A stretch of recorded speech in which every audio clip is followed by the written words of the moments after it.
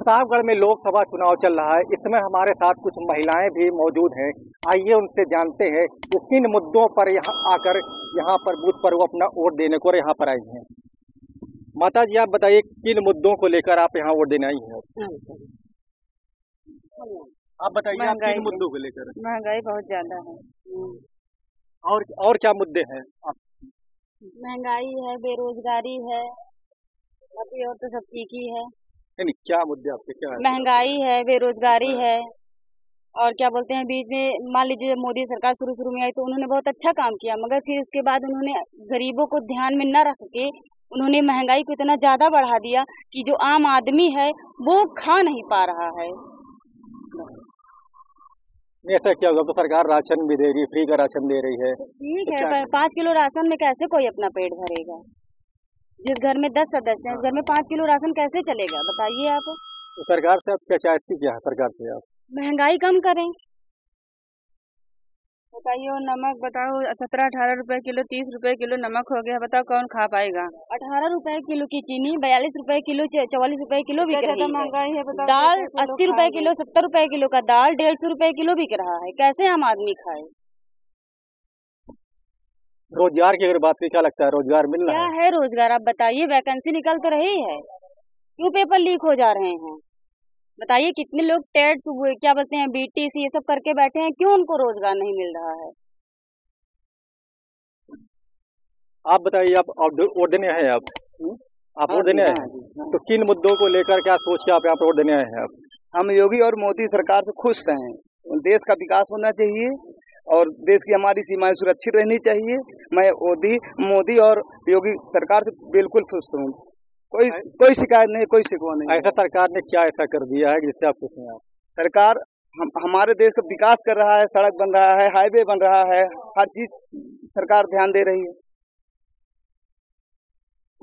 आप वोट देने आए हैं? आप तो किन मुद्दों को सोचकर आप वोट देने आए हैं? आप देखिए, वर्तमान सरकार ने जो है कार्य बहुत अच्छे किए हैं, लेकिन यहाँ पर जो प्रत्याशी उन्होंने उतारा है, अफसोस की बात यह है कि उनको जो है क्या कहते हैं, उच्च वर्ग के लोगों को जाति के आधार पर राजा रजवाड़ों का दौर शुरू हो गया, ये हो गया वो हो गया, और रो करके वोट मांगना पड़ रहा है।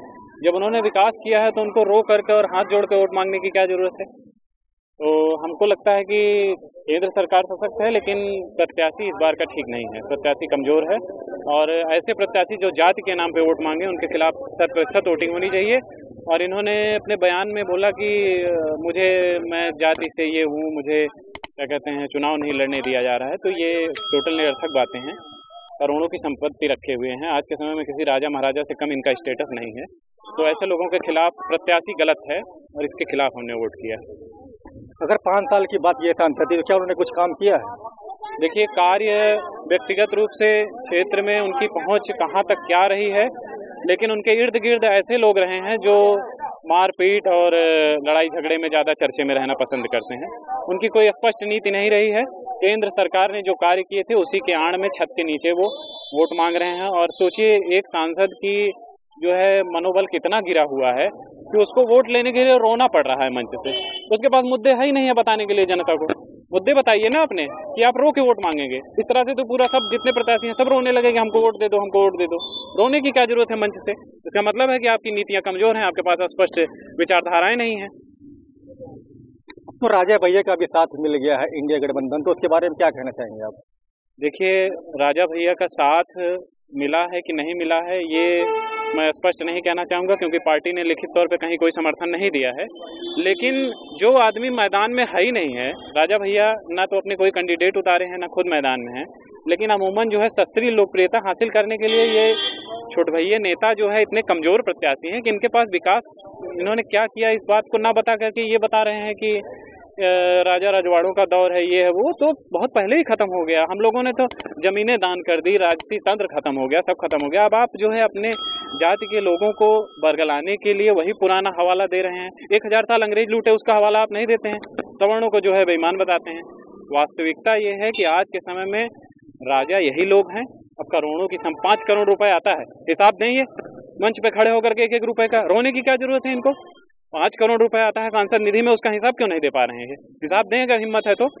दे रहे हैं दुनिया भर की इधर उधर की बातें, रो रहे हैं कि मैं छोटी जात का हूँ इसलिए मुझको वोट दे दो, ये कोई बात है? इस तरह से तो यहाँ बहुत लोग छोटी जात के हैं, उनको वोट दिया जाए।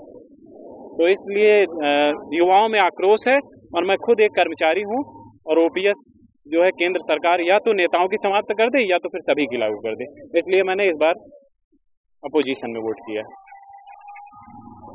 आप बताइए, आप क्या वोट देने आए हैं? आप वोट देने आए, ये बताइए क्या दिया है। किन मुद्दों को लेकर आप यहाँ वोट देने आए हैं? पहली बात तो प्रतापगढ़ का विकास होना चाहिए। जो वर्तमान सांसद ने कोई भी विकास ने यहाँ पे नहीं किया है, उनका चेहरा भी बहुत कम दिखाई पड़ा है, और जबकि उनकी वो बताते हैं कि डबल इंजन की सरकार है, कोई भी अगर विकास चाहते हो दिल से मन से तो प्रतापगढ़ में बहुत विकास होता है। उन्होंने विकास के नाम पर लोगों को, प्रतापगढ़ की जनता को ठगा। तो क्या लगता है, जैसे राजा भैया का साथ अगर इंडिया गठबंधन को मिल रहा है, तो क्या इसका फर्क कितना जा पड़े, क्या लगता है आपको? राजा भैया ने तो स्पष्ट कह दिया मीटिंग बुला करके कि जिसका जो भी कार्यकर्ता का जो भी मतदाता है वो अपने स्वेच्छा से जहां भी चाहें वहां मतदान करें, उनका कोई दबाव नहीं है।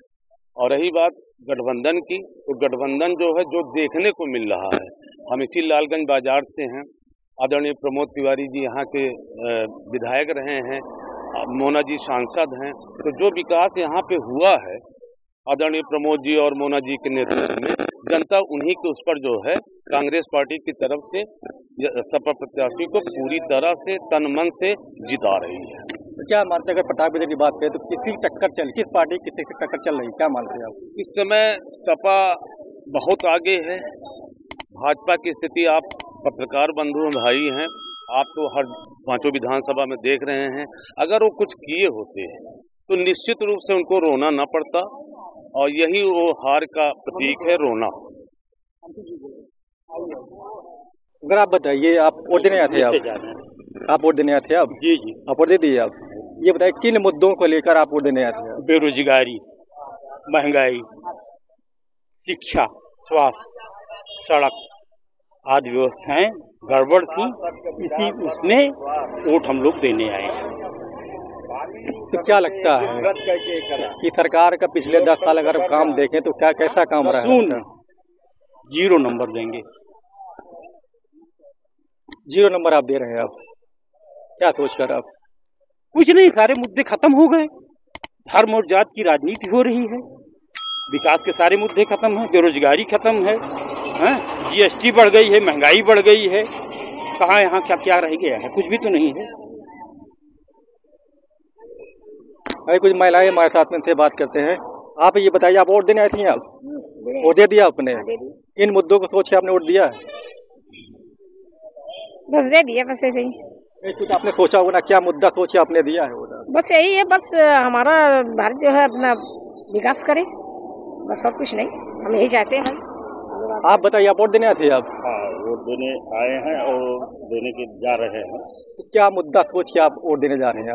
राष्ट्र की मजबूती, देश की मजबूती, भारतीय संस्कृति की मजबूती, इन्हीं मुद्दों के आधार पर हम वोट करने जा रहे हैं। अगर सरकार के 10 साल के अगर काम की बात करें तो क्या लगता है, सरकार ने कुछ काम किया है या नहीं किया है? सरकार ने जमीन से लेके देश विदेश और राष्ट्र, इन पर बड़ी मजबूती से काम किया है, और इन 10 वर्षों का जो है पिछले के 50-60 वर्ष आप तुलना कर लीजिए, उनमें भारी ही पड़ेगा। आइए और कुछ लोगों से हम लोग बात करते हैं, देखते हैं उनका क्या कहना है। आप ये बताइए, आप वोट देने हैं? आप? जी हाँ, वोट दे दिया आपने? अभी दिया नहीं जा रहा। अच्छा, क्या किन मुद्दों को सोचकर आप वोट देने जा रहे हैं? आप? सबसे पहले तो बहुत बड़ी बेरोजगारी है, दूसरी बहुत बड़ी महंगाई है, और जो भी वादा किए थे मोदी जी आज तक कोई पूरा नहीं हो पाया है। क्या लगता है ऐसा क्या काम है? सरकार कहती है कि हमने बहुत सा विकास किया है, कागज में हुआ होगा उनके, परंतु हमारे आपके बीच में हमें कुछ नहीं दिख रहा है। बेरोजगारी में बच्चे जाएंगे सर्विस के लिए, फार्म भरे हैं वहाँ क्या कहते हैं इंटरव्यू देने के लिए, पेपर देंगे, लीक आउट हो जाएगा, फिर वापस आएगा, मेरा पैसा आपके खजाने में जमा हो गया, हम तो नोटिस चाटते हुए वापस आ गए। यही स्थिति इनकी। ये बताइए, इस चुनाव में राजा भैया जो है वो इंडिया गठबंधन का साथ दे रहे हैं जी, तो आपको क्या लगता है? मतलब बहुत अच्छा किए, बहुत अच्छा किए। जितने ज्यादा मोदी जी का विरोध हो उतने ज़्यादा अच्छा होगा।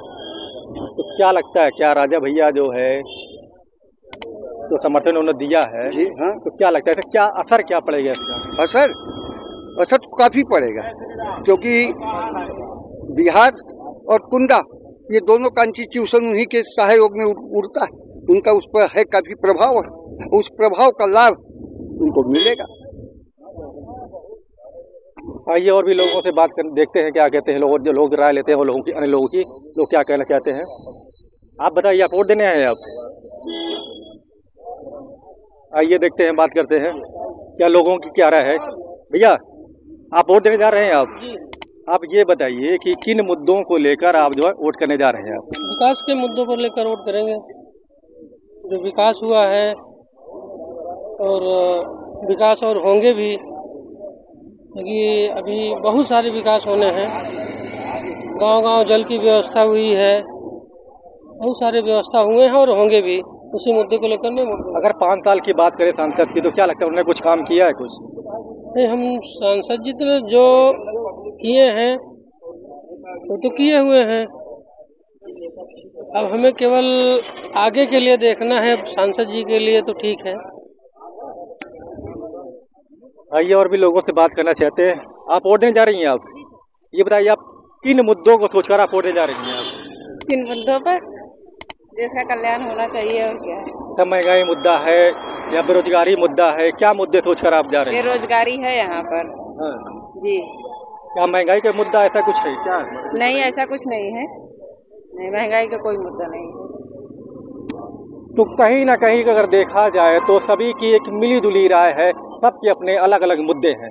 धर्मेंद्र श्रीवास्तव, न्यूज़ 24, प्रतापगढ़।